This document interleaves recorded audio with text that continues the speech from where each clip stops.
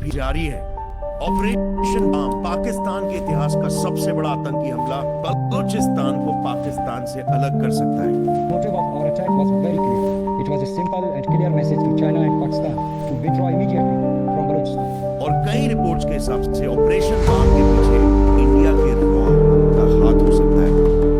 9 जुलाई 2025 Balochistan liberation force ने पाकिस्तान के इतिहास में हुए सबसे बड़े अटैक को अंजाम दिया। ये मैप देखना, बीएलएफ ने इन 8 डिस्ट्रिक्ट्स में सिर्फ 2 दिनों में एक साथ 84 वेल कोऑर्डिनेटेड अटैक्स कंडक्ट किए। ये कोई छोटा मोटा रिबेल एम्बुश नहीं था, ये एक प्रोफेशनल मिलिट्री स्टाइल में किया गया सर्जिकल स्ट्राइक था, जिसने सिर्फ पाकिस्तानी आर्मी को अटैक नहीं किया बल्कि पाकिस्तान के सबसे मेजर प्लेयर, उसके सबसे एलीट इंटेलिजेंस एजेंसी आईएसआई को टारगेट किया गया। तो क्या ये ऑपरेशन बाम पाकिस्तान के इंटरनल कॉन्फ्लिक्ट्स को बढ़ाकर पाकिस्तान के बंटवारे की शुरुआत है? ऑपरेशन बॉम्ब पाकिस्तान की धरती पर बारूद और साजिश का खेल। रात के अंधेरे में बलूचिस्तान की वीरान पहाड़ियों में गूंजती गोलियों की आवाज, बारूद की गंध और पाकिस्तान की सेना की टूटी हुई हिम्मत। कहा जाता है ये सब महज एक हमला नहीं बल्कि पाकिस्तान के लिए अंदर से टूटने की शुरुआत है। नाम है ऑपरेशन बॉम्ब। बलूचिस्तान पाकिस्तान का सबसे बड़ा प्रांत, संसाधनों से भरा, सोना, तांबा, गैस, यूरेनियम, लेकिन यहाँ के लोग पानी के लिए तरसते, गरीबी में पिसते और उनके ऊपर सवार पाकिस्तानी सेना और आईएसआई का कहर। इसी अन्याय ने जन्म दिया बलूचिस्तान लिबरेशन आर्मी बीएलए को। मित्रों, इसका सबसे खतरनाक धड़ा बलूच आर्मी, जिसका सरगना है आसिफ मुनीर। कहा जाता है आसिफ मुनीर ने अब बलूचिस्तान के खनिजों का सौदा अमेरिका की कुछ कंपनियों से कर लिया है। विद्रोह को अब विदेशी फंडिंग और हथियार मिलने लगे हैं, यानी पाकिस्तान के लिए खतरा अब स्थानीय से अंतर्राष्ट्रीय हो चुका है। मित्रों, कुछ ही दिन पहले इस ताकत के बल पर बीएलए और उसके सहयोगी गुटों ने पाकिस्तानी सेना और आईएसआई के खिलाफ ऑपरेशन बॉम्ब चलाया। 3 मोर्चे, ग्वादर और तुर्बत में सेना के कैंप उड़ाए गए, 30 सैनिक मारे गए। खैबर पख्तूनख्वा के पास आईएसआई के गुप्त ठिकानों पर धावा, कई जासूस मारे गए और सिंध बलूचिस्तान सीमा पर आईईडी और बारूदी सुरंगों से काफिलों को निशाना, 20 जवान ढेर। कुल मिलाकर 50 से ज़्यादा सैनिक और एजेंट्स मारे गए। पाकिस्तानी सेना हैरान, आईएसआई सकते में और इस्लामाबाद की नींव हिल गई।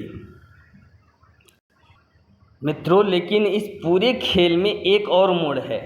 पाकिस्तान की मीडिया और सरकार अब इन हमलों की जिम्मेदारी भारतीय खुफिया एजेंसी रॉ पर डाल रही है। इंडियन इंटेलिजेंस एजेंसी रॉ उनके राज्यों में रिबेलियन फैलाने की कोशिश कर रही है और ये मुकम्मल तौर पर raw funded intelligence driven war है अगेंस्ट स्टेट ऑफ पाकिस्तान। उन्होंने साफ इल्जाम लगाया कि वहां की इंस्टेबिलिटी के पीछे रॉ का। उनका दावा है राही इन विद्रोही गुटों को हथियार और पैसे देकर पाकिस्तान को तोड़ना चाहती है। क्या ये सच है या यह सिर्फ पाकिस्तान की नाकामियों को छिपाने की साजिश? हमारे यहाँ के विशेषज्ञ या दुनिया भर के विशेषज्ञ कहते हैं कि विद्रोह की जड़ें पाकिस्तान के अपने शोषण में हैं। बलूचिस्तान की जनता दशकों से सताई गई, संसाधन लूटे गए और आवाज़ दबाई गई। अब वही लोग बंदूक उठा चुके हैं। राह का नाम लेना सिर्फ जनता की आंखों में धूल झोंकने जैसा है। मित्रों, अब सवाल है, अगर भारत और पाकिस्तान के बीच युद्ध होता है, क्या ये विद्रोही गुट बहती गंगा में हाथ धोएंगे? जवाब है हाँ। बलूच आर्मी, बीएलए और अन्य संगठन ऐसे मौके पर पाकिस्तानी सेना पर और बड़े हमले कर सकते हैं। पाकिस्तान को 2 मोर्चों पर लड़ाई लड़नी पड़ेगी। एक तरफ भारतीय सेना, दूसरी तरफ अपने ही घर की आग। रात की सर्द हवा में बलूचिस्तान की घाटियों में एक आवाज़ गूंज रही है, आज़ादी आज़ादी। बाज आ जाओ, अब बलोच अवाम खड़ी हुई है।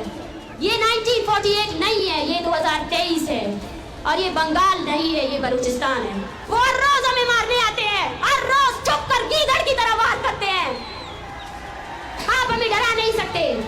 लाशें गिराएंगे, गिराएं और कितने गिराएंगे, जितने मारेंगे हम उतने निकलेंगे, और हमारी हर नस्ल आपके खिलाफ सिर्फ मुजम्मत का ही रास्ता अपनाएगी। इस अटैक में जो सबसे और अनयूजुअल दूर बात, कहीं पाकिस्तानी सेना के ध्वस्त कैंप से धुआं उठ रहा है। क्या यह सिर्फ विद्रोह है या पाकिस्तान के बिखरने की शुरुआत? आने वाले दिनों में इस सवाल का जवाब गोलियों की आवाज़ ही देगी।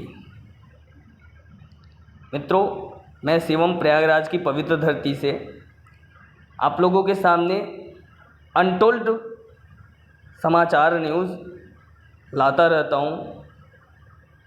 अगर मेरे कंटेंट से आपको प्रभावित हों, मेरे कंटेंट आपको अच्छे लगते हों, तो वीडियो को लाइक करें, कमेंट करें, अपने घर परिवार मित्रों में शेयर करें, और हाँ मित्रों, प्लीज़ चैनल को सब्सक्राइब कर लें,